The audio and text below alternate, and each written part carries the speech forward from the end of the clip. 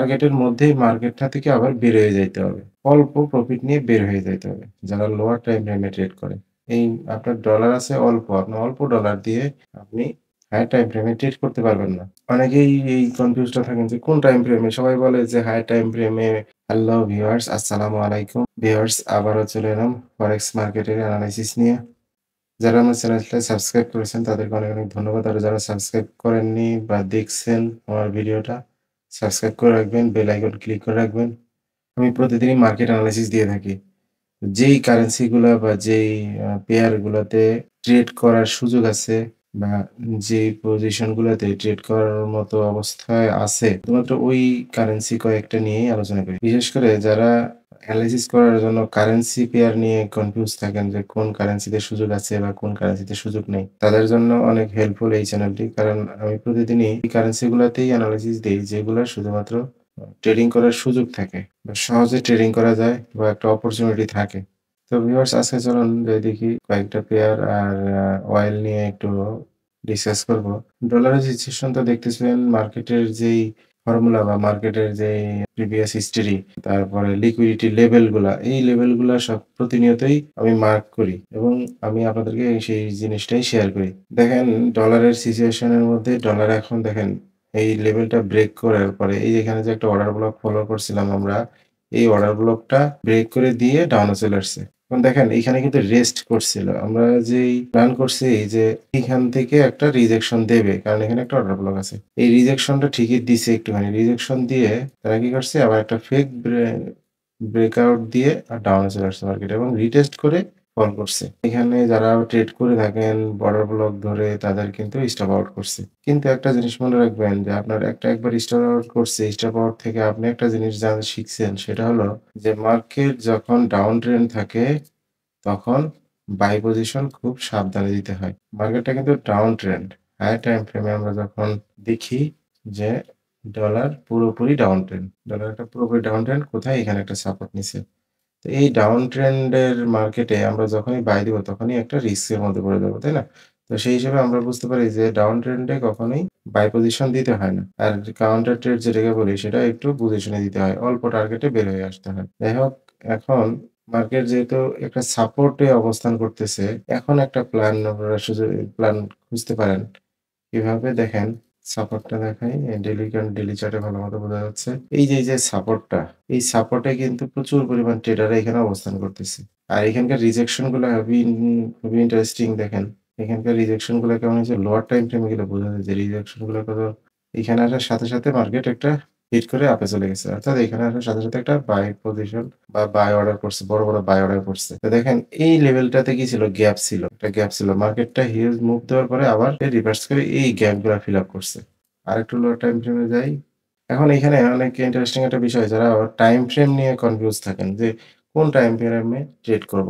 এখন দেখেন কেউ আছে 5 মিনিটে চার্ট টাইট করে থাকেন, কেউ আছে 15 মিনিটে করে থাকেন, আবার কেউ আছে 1 আওয়ারে করে থাকেন। এখন আপনি যদি 1 আওয়ারে করতে 5 মিনিট বা 15 মিনিটে করতে চান তাহলে কি করা লাগবে? ব্রেকআউট এর সাথে, সাথে রিটেস্ট এর সাথে, সাথে ট্রেড প্ল্যান করতে হবে এবং কিছু সময় মনে করেন যে ১ ঘন্টা, ১৫ মিনিট, আধা ঘন্টা এই টার্গেটের মধ্যেই মার্কেটটা থেকে আবার বের হয়ে যাইতে হবে। অল্প প্রফিট নিয়ে বের হয়ে যাইতে হবে, যারা লোয়ার টাইম ফ্রেমে ট্রেড করে। এখন অনেকে প্রশ্ন করেন যে কোন টাইম ফ্রেমে ট্রেড করা ভালো? এখন আপনিই চিন্তা করেন যে কোন টাইম ফ্রেমের জন্য আপনি পারফেক্ট। আপনার ব্যালেন্স যদি হয় $100, তাহলে আপনি কোন টাইম ফ্রেমে ট্রেড করবেন? এখন আপনি যদি $100 নিয়ে যদি আপনি 1 আওয়ারে ট্রেড করতে যান, H1 এ ট্রেড করতে যান, আপনি এখানে একটা পজিশন নিবেন বা এখানে একটা পজিশন নিছেন। 1 আওয়ার পরে দেখবেন আধা ঘন্টা পর দেখবেন যে আপনাকে একটু প্রফিট দিছে। 1 আওয়ার পরে দেখবেন যে আপনাকে লসে ফেলে দিছে। এই আপনার ডলার আছে অল্প। আপনি অল্প ডলার দিয়ে আপনি হাই টাইম ফ্রেমে ট্রেড করতে পারবেন না। কারণ হাই টাইম ফ্রেমে যখন ট্রেড করেন লম্বা সময় ধরে অনেক বড় একটা মুভ দিলে আপনার স্টপ আউট হয়ে যাবেন বা আপনার ব্যালেন্স ওয়াশ হয়ে যাবে। এই কারণে যাদের লো ব্যালেন্স তারা লোয়ার টাইম ফ্রেমে করতে হবে। তো যখন আপনারা এই লট সাইজ গুলা নিয়ে ট্রেড করবেন তখন আপনারা $100 যদি ট্রেড করে থাকেন তাহলে 100 থেকে মেক্সিমাম মনে করেন যে $1 যখনই প্রফিট দেখবেন তখনই মার্কেট থেকে বেরিয়ে যেতে হবে। $1 প্রফিট আসছে এনাফ। বের হয়ে যান মার্কেট থেকে। আবার একটা ট্রেড খুঁজেন, ভালো একটা ট্রেড খুঁজেন, কোথায় ট্রেড নেওয়া যায় সেখান থেকে আবার একটা ট্রেড নেন। একটা ট্রেড নিয়ে আপনার দেখেন যে আপনার $1 আসছে কিনা এই পর্যন্ত। $1 আসছে বা যাই হোক কম বেশি যাই আসে আপনি লেভেল দেখে বের হয়ে যাবেন। এইভাবে আপনাদের লোয়ার টাইম ফ্রেমে ট্রেড করতে হবে। অনেকেই এই কনফিউজড থাকেন যে কোন টাইম ফ্রেমে? সবাই বলে যে হাই টাইম ফ্রেমে ট্রেড নেওয়া ভালো। কিন্তু কাদের জন্য? লোয়ার টাইম ফ্রেম ওয়ালাদের জন্য কখনোই না। যারা হাই টাইম যাদের ব্যালেন্স বড়, যাদের পোর্টফোলিও বড় তারা একমাত্র হাই টাইম ফ্রেমে ট্রেড করে টিকে থাকতে পারে। ছোট ব্যালেন্সে যারা তারা অবশ্যই লোয়ার টাইম ফ্রেমে করবেন। অল্প প্রফিটে বের হয়ে যেতে হবে। অল্প লসে মার্কেট থেকে এক্সিট হয়ে যেতে হবে। রেজিস্ট্যান্স জোন, তাই না? Resistance zone. এখন মার্কেট কিন্তু লম্বা সময় ধরে ডাউন হইছে। লোয়ার টাইম ফ্রেমের কথা বলতেছি। ডাউন হইছে। এইখানে এসে সাপোর্ট পাইছে। আমরা জানি যে হাইয়ার টাইম ফ্রেমে এখানে একটা সাপোর্ট আছে। তো হাইয়ার টাইম ফ্রেমের একটা সাপোর্টে যখনই মার্কেট হিট করে তখন সাথে একটা রিজেকশন দেয় বা রিটেস্ট করে বা যেটাকে বলি আমরা পুলব্যাক, সেই পুলব্যাকটা দেয়। যারা লোয়ার টাইম ফ্রেমে ট্রেড করে থাকেন তারা যে সাপোর্ট আছে ওই সাপোর্টে হিট করার সাথেও ট্রেড নিয়ে ছোট্ট একটা প্রফিট নিয়ে বের হয়ে যেতে পারেন। যেটাকে আমরা কাউন্টার ট্রেড বলে থাকি। কিন্তু হাই টাইম ফ্রেম ওয়ালারা কিন্তু ওইটা করবে না। হাই টাইম ফ্রেম ওয়ালারা কখন দেখবে যে মার্কেট থেকে কিভাবে এন্ট্রি নেওয়া যায়? হায়ার টেবিল হোল্ডাররা কি দেখবে?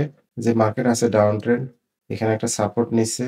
এই ট্রেন্ডের লাইনের মাঝে ঘুরে ফিরে মার্কেট আস্তে ২-১ দিন বা ১ সপ্তাহের মধ্যে যখনই এই লেভেলে আসবে, তখন তারা একটা পজিশন নেবে।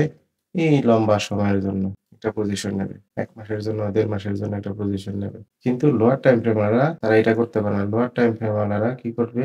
লোয়ার টাইম ফ্রেমে গিয়ে এই লেভেলগুলোতে ছোট্ট একটা ট্রেড নিবে। এই গ্যাপ ফিল আপ যখনই হবে এই লেভেল পর্যন্ত ট্রেডে এক্সিট হয়ে যাইতে হবে। আমি এই লেভেলটা হায়ার টাইম ফ্রেমে দেখলাম, দেখে আমি লোয়ার টাইম ফ্রেমে টার্গেট করলাম। লোয়ার টাইম ফ্রেম আমাদের একটা টার্গেট, ছোট্ট একটা টার্গেট। কারণ লোয়ার টাইম ফ্রেম আমরা বুঝতে পারতেছি যে এই সাপোর্ট থেকে একটা রিজেকশন দিবে এই গ্যাপ ফিল আপ করার জন্য। তাহলে আমরা লোয়ার টাইম ফ্রেমে যাই। ১ম এ 15 মিনিটে যাই। আসলে মার্কেট অলরেডি মুভ দিয়ে দিছে দেখেন। এই লেভেলটা। এই যে আমি পরবর্তীতে লোয়ার টাইম ফ্রেম আলাদের এই লেভেলটা দিছি। এখন এই লেভেলটা সাপোর্ট লেভেল। এখানে রিজেকশন আসছে দেখেন কত সুন্দর একটা রিজেকশন। রিজেকশন আসার সাথে কোন পর্যন্ত চলে গেছে? এই যে যেখান থেকে ব্রেক করছিল ওই লেভেল পর্যন্ত রিটেস্ট করছে। অলরেডি করে ফেলেছে রিটেস্ট। এখন কিন্তু লোয়ার টাইম ফ্রেম ওয়ালারা এন্ট্রি করার প্ল্যান নাই। লোয়ার টাইম ফ্রেম ওয়ালারা কোথায় এন্ট্রি নিতে পারতেন? যখন এখানে রিজেকশন দিছে, রিজেকশন দেওয়ার পরে এখানে একটা ক্যান্ডেল তৈরি হইছে। ক্যান্ডেল তৈরি হয়ে আবার রিটেস্ট করছে ডাউন সাইডে। রিটেস্টে আপনি আরেকটা লোয়ার টাইম ফ্রেমে যান, 5 মিনিটে যান তখন আরো ভালো বুঝতে পারবেন। দেখেন, এই যে যখন এখান থেকে মুভ দিয়ে মার্কেটটা হিউজ মুভ দিয়ে উপরে উঠে গেছে, উপরে ওঠার পরে আবার রিটেস্ট করছে। রিটেস্ট করার পরে যখন লোয়ার টাইম ফ্রেমে এন্ট্রি দিবে তখন কিন্তু তারা একটা পুল ব্যাক এর প্রফিট গেইন করতে পারবে। পুল ব্যাক কোথায় পর্যন্ত? যেখান থেকে ব্রেক করছে এই লেভেলটাই হলো রিটেস্টের একটা লেভেল। এইখান পর্যন্ত রিটেস্ট করবে। তো এইখান থেকে যখনই এই পর্যন্ত একটা টার্গেট ফিল আপ হয়ে যাবে সাথে মার্কেট থেকে বের হয়ে যেতে হবে। লোয়ার টার্ম ওয়ালারা কিন্তু এইখান থেকে শুধু এই পর্যন্ত টার্গেট করতে পারবেন না, কখনোই পারবেন না। ছোট টার্গেট নিয়ে ছোট প্রফিটে বের হয়ে যেতে হবে। দ্বিতীয় কথা হলো দেখেন লোয়ার টাইম ওয়ালারা যদি বের হয়ে না যাইতেন এইখানে, তারা রিজেক্ট করে মার্কেট কিন্তু আবার দেখেন এইখানে এসে ড্রপ করবে আবার। যখন লোয়ার টাইম ওয়ালাদের জন্য কত সুন্দর একটা ট্রেডিং সেটআপ। কিন্তু হাই টাইম ওয়ালারা যারা ট্রেড করবে তাদের চোখে কি দেখা যাচ্ছে দেখেন। 4 আওয়ারে গেলাম। 4 আওয়ারে দেওয়ার পরে দেখা যাচ্ছে যে মার্কেটটা এখানে এসে ড্রপ করে এখানে এসে কনসোলেশন করতেছে। তো হাই টাইম ফ্রেম ওয়ালাদের কাছে এখানে দেখা যাবে যে ছোট ডোজি ক্যান্ডেল তৈরি করবে। যে এখানে একটা ডোজি ক্যান্ডেল, এখানে একটা তৈরি করবে, এখানে আরো ডোজি ক্যান্ডেল তৈরি করবে। তারা যখন এখানে একাধিক ডোজি ক্যান্ডেল তৈরি করবে, তখন তারা প্ল্যান করবে যে এখন কি করতে পারে মার্কেট। তারা কিন্তু এই ছোট আপ ডাউন এ তারা ট্রেড নিবে না। তারা এরকম সিচুয়েশন দেখার পরে যখনই দেখবে যে এখানে ডোজি ক্যান্ডেল তৈরি করতেছে ধীরে, তারপরে একটা লম্বা একটা বড় ক্যান্ডেল তৈরি করছে ৪ ঘন্টার, হ্যাঁ? তারপরে কনফার্মেশন নিবে ৪ ঘন্টার একটা ক্যান্ডেল তৈরি করছে। তারপরে আবার যখন রিটেস্ট করার জন্য এইসব লেভেলে আবার আসবে, তখন তারা একটা কাউন্টার ট্রেড নিবে এইসব জায়গা থেকে। এইভাবে তারা তাদের কাছে এইখান থেকে মার্কেটে এই পর্যন্ত আসা বা এই পর্যন্ত আসা কিন্তু অনেক সময়ের ব্যাপার। কিন্তু তারা এখান থেকে এই পর্যন্ত কনফার্ম হয়ে একটা ভালো প্রফিট জেনারেট করে নিয়ে বেরিয়ে যাবে। আর লোয়ার টাইম ফ্রেম ওয়ালারা কি করবে? ছোট টাইম ফ্রেমে গিয়ে সেম ক্যাটেগরি, সেম সিস্টেম। সিস্টেমটা একই। সিস্টেম ওই একটাই। স্ট্রাকচার, মার্কেট স্ট্রাকচারের এন্ট্রি প্ল্যান একই রকম। মার্কেট এই যে লোয়ার টাইম ফ্রেম ওয়ালাদের জন্য এখানে একটা বড় ক্যান্ডেল তৈরি করছে। ক্যান্ডেল তৈরি করে রিটেস্ট করছে। এন্ট্রি নিবে। এন্ট্রি নিয়ে একটা লেভেল প্রিভিয়াস সুইং, যে প্রিভিয়াস সুইং বারবার বলি, প্রিভিয়াস সুইং পর্যন্ত টার্গেট নিয়ে বেরিয়ে যেতে হবে। সেম হায়ার টাইম ফ্রেম ওয়ালারাও ঠিক তাই করবে। কিভাবে করবে তারা? এই জায়গাটাতে বারবার এরকম রিজেকশন ক্যান্ডেল পাবে বা রিভার্সাল ক্যান্ডেল যেটাকে বললে আমরা ডোজি ক্যান্ডেল যেটাকে বলি। যখনই একটা ডোজি ক্যান্ডেল পাবে এবং রেডি অ্যালার্ট থাকবে। ঠিক আছে? অ্যালার্ট থাকার পরে যখন এই লেভেলগুলা থেকে একটা বুলিশ ক্যান্ডেল তৈরি হবে, একটা বুলিশ ক্যান্ডেল তৈরি হবে, ঠিক আছে? তখন তারা প্ল্যান করবে যে এই বুলিশ ক্যান্ডেলের এইখানে কি আছে? অর্ডার ব্লক আছে এইসব জায়গায়। তখন তারা প্ল্যান করবে যে যখন যেহেতু বুলিশ ক্যান্ডেল আসছে অর্থাৎ বায়ার আসছে এখানে, তো তারা কি করবে? রিটেস্ট করার স্থানে এসে ট্রেড প্ল্যান করবে।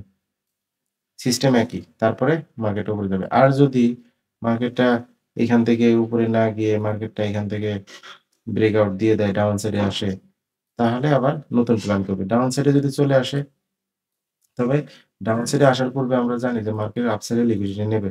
তো ডাউন সাইডে আসার যদি ফেক ব্রেকআউটও দেয় এবং তারা কিন্তু মার্কেট কিন্তু একটা লিকুইডিটি নেবে এভাবে।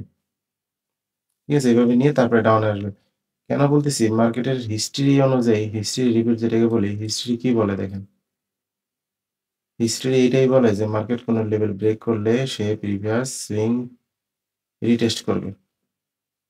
রিটেস্ট করে তারপরে ডাউন আসবে। এখন ধরেন এই লেভেলটা ব্রেক করছে। এই লেভেল ব্রেক করার পর সে কি করবে? প্রিভিয়াস সুইং কোনটা? এখানে একটা সুইং তৈরি করবে যেটাকে আমরা ইন্ডুসমেন্ট বলে থাকি। ঠিক আছে? যেটাকে আমরা ইন্ডুসমেন্ট বলে থাকি। কিরকম? যেমন এটা যদি ব্রেক করে এইভাবে তার এইখানে একটা ইন্ডুসমেন্ট তৈরি করবে ১ম এ ছোট্ট একটা সুইং তৈরি করবে। তারপরে এই সুইংটার উপরে যাবে। ঠিক আছে? এই সুইংটার উপরে গিয়ে তৃতীয়বার গিয়ে ড্রপ করবে ভালোমতো।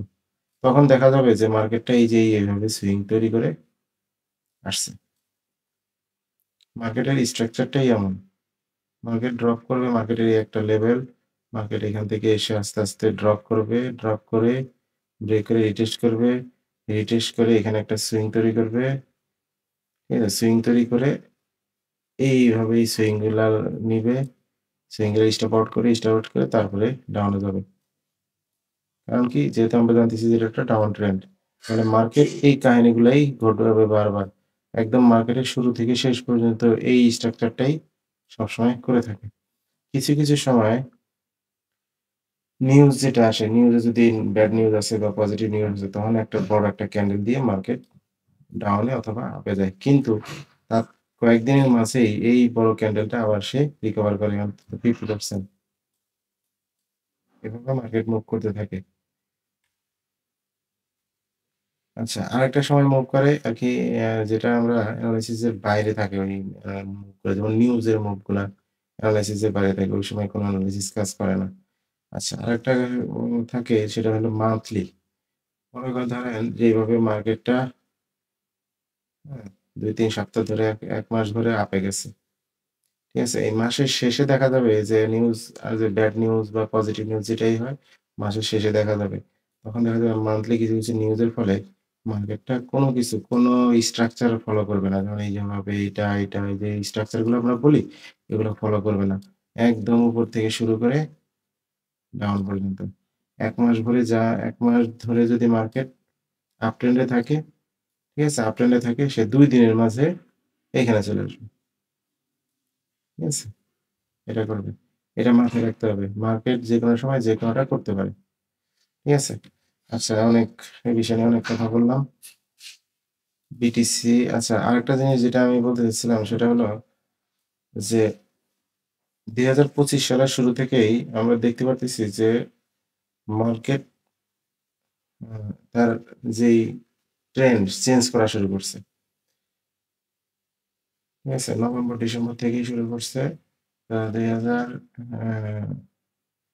এর শুরু থেকেই আবার ট্রেন্ড চেঞ্জ করা শুরু করছে। সবকিছু আ অন্যরকম। যেমন ডলারের দিকে তাকাই।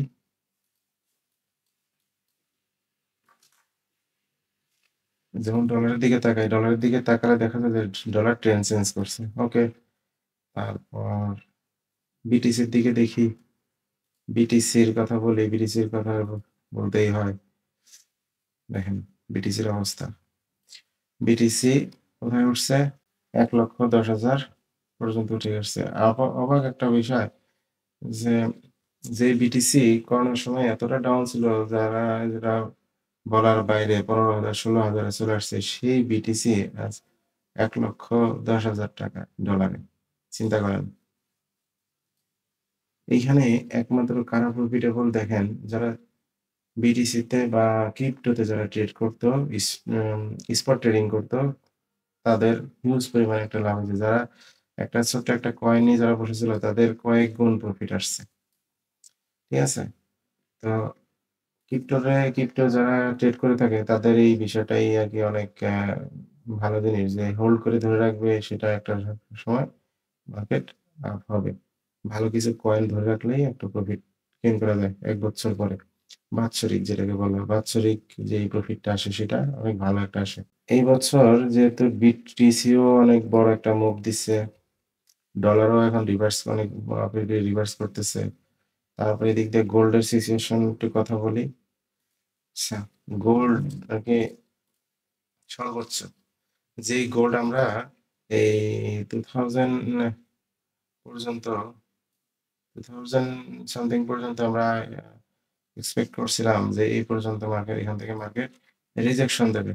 কিন্তু মার্কেট এমন একটা মুভ দিছে যে সবার আশা প্রত্যাশা সব চেঞ্জ করে দিয়ে মার্কেট শুধু আপেই গেছে। এখন এই বছরের যে সিচুয়েশন, যে সবকিছু মনে করেন যে ওভার, এক্সেস, গোল্ড, ক্রিপ্টো সবই এক্সেস। অন্যরকম একটা মুভ দিছে।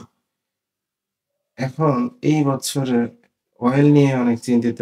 কারণ কি, অয়েলের ব্যবসাটা সবাই যেরকম ব্রেকআউট দিয়ে শুধু যেটা আমরা ভাবি নাই কখনো সেটা হচ্ছে। তাহলে অয়েলও কিন্তু একটা রিস্কের মধ্যে আছে। কারণ দেখেন, অয়েল এমন একটা সিচুয়েশন এ আছে, যেই সিচুয়েশনটা ২০২২ সাল থেকে ২২ সালের একটা লেভেলে আছে। ঠিক আছে? এবার চিন্তা করেন যে ২২ সাল থেকে আছে ঠিকই, কিন্তু মার্কেট ধীরে ডাউন হচ্ছে। ২২ সাল থেকে সে এখানে রিজেকশন নিচ্ছে। রিজেকশন নিয়ে ট্রেড করতেছে। আপ ডাউন করতেছে। কিন্তু ধীরে কি করতেছে, এর যেই মোমেন্টাম সেটা আস্তে কমে যাচ্ছে। ডাউনের দিকে যাচ্ছে। এই রিস্কটা আমার এনালাইসিস বলতেছে, রিজেকশন এখানে পাবে ঠিকই। এখান থেকে রিজেকশন পাবে মার্কেট, ডলার অয়েল। যদি এখান থেকে রিজেকশন পায় তাহলে এই ট্রেন্ড লাইন পর্যন্ত পাবে। এভাবে, এভাবে ট্রেন্ড লাইন পর্যন্ত পাবে। এইটুকের পরে যে কোন দিকে ব্রেকআউট দিবে এটা কিন্তু আমরা কেউই নিশ্চিত না। ঠিক আছে? ক্রিপ্টোর মতো অবস্থা হবে, যেটা যে ডোনাল্ড ট্রাম্প একটা ডিসিশন নিল, ক্রিপ্টো উঠে গেল, একদিকে চলে গেল। ইলন মাস্ক একটা টুইট করলো, বাস মার্কেট মার্কেট তার আচরণ চেঞ্জ করে, আরকি তার রূপ চেঞ্জ করে ফেলবে। এখন অয়েল যে কি করবে এটা কিন্তু কঠিন বলা। কারণ এমন একটা ২০২২ সালের ২ বছর আগের একটা লেভেলে মার্কেটটা এখন আছে। তবে রিজেকশন দেবে। যারা এখানে বাই করবে তাদেরকে একটা রিজেকশন দেবে এই লেভেল পর্যন্ত। ঠিক আছে? এইটা এক্সপেক্ট করা যায়। তবে stop loss must. Stop loss অবশ্যই, যারা রিস্ক নিতে চায় তারা এইসব জায়গায় স্টপ লস অবশ্যই দিতে হবে। এই যে লেভেলের নিচে 64, 63, 64, 65, 65 তো আসছেই এখানে। এখানে তো আসবেই মার্কেট। এটা তো সুইং করবে। যদি এই লেভেলটা ব্রেক করে তাহলে মার্কেটটা বুলেটের মতো আরকি, বুলেট তো উপরের দিকে যায়, এটা বুলেট, এটা নিচের দিকে যাবে। যেটাকে আমরা ওয়াটারফল বলি। ঠিক আছে? এখন কতদূর যাবে বলা মুশকিল। যেমন গোল্ড এত যে উপরে উঠবে কেউ ভাবি নাই। ক্রিপ্টো এত উপরে উঠবে কেউ ভাবি নাই। এখন অয়েল যে কতটুকু নিচে নামবে এটাও কিন্তু ভাবা যায় না। তবে এখানে একটা যে ডিসেন্ডিং ট্রায়াঙ্গেল তৈরি করতেছে। এই ডিসেন্ডিং ট্রায়াঙ্গেল এর যেই ফর্মুলা সেটা হলো যে মার্কেট, এই ডিসেন্ডিং ট্রায়াঙ্গেল এর যে সিস্টেম, এটা হলো মার্কেট ধীরে তার মোমেন্টাম হারায়। আস্তে আসে, এখানে আসে, এখানে চিপার ভিতরে পড়ে। পড়ার পরে যেকোনো একদিকে বুম। হয় এদিকে বুম দিবে এভাবে, অথবা সে এদিকে বুম দিবে এভাবে। ঠিক আছে? এজন্য এই অয়েলে খুবই সাবধানতার সাথে ট্রেড করতে হবে। সিচুয়েশন বুঝে। এবং স্টপ লস অবশ্যই এইসব লেভেলে দিতে হবে। অবশ্যই দিতে হবে। এই যে লেভেলেই দেন, মার্কেট দেখে দিতে হবে। আপনার কতটুকু স্টপ লস নিতে পারবেন ওইটার উপরে। ঠিক আছে? কারো আছে বড় ধরনের একটা অ্যামাউন্ট আছে। তাদের কাছে $50 বা $100 অ্যা স্টপ লস কিছুই না। ঠিক আছে? অনেকের আছে $5 স্টপ লস বিশাল বড়। ঠিক আছে? এই হলো ব্যাপার। এখন কথা তো এটা না, কথা হলো যে মার্কেটের সিচুয়েশন খুবই রিস্কের মধ্যে আছে। ঠিক আছে? তবে অ্যান অয়েল কিন্তু একটা বাইং পজিশনে আছে। মূল কথা হলো এটা। এই পর্যন্ত টার্গেট নিয়ে। আর যদি স্টপ লস খায়, স্টপ লস তো খেয়ে চলে গেল। আর যদি স্টপ লস না থাকে তাহলে কিন্তু বড় ধরনের একটা রিস্ক থেকে যায়। ঠিক আছে? আর যারা বাই পজিশন নিয়ে চলতে পারেন তারা তো ভালো। তারা এই লেভেল গুলা যখন সুইপ করবে ২-১ টা যেরকম ক্যান্ডেল তৈরি করবে, ছোট, ছোট ক্যান্ডেল তৈরি করবে, সুইপের মতো ক্যান্ডেল তৈরি করবে তখন মার্কেটটা এই পর্যন্ত টার্গেট করতে পারে। এইটুকুই বলা যাচ্ছে কি বলে অয়েলে। এর বাইরে বলা কোনো সম্ভবই না। ঠিক আছে? এই। তো সবাইকে অনেক, অনেক ধন্যবাদ সাথে থাকার জন্য। আজকে এই পর্যন্তই। পরবর্তীতে অন্য কোনো এনালাইসিস নিয়ে আসবো ইনশাআল্লাহ। তো সবাই ভালো থাকবেন।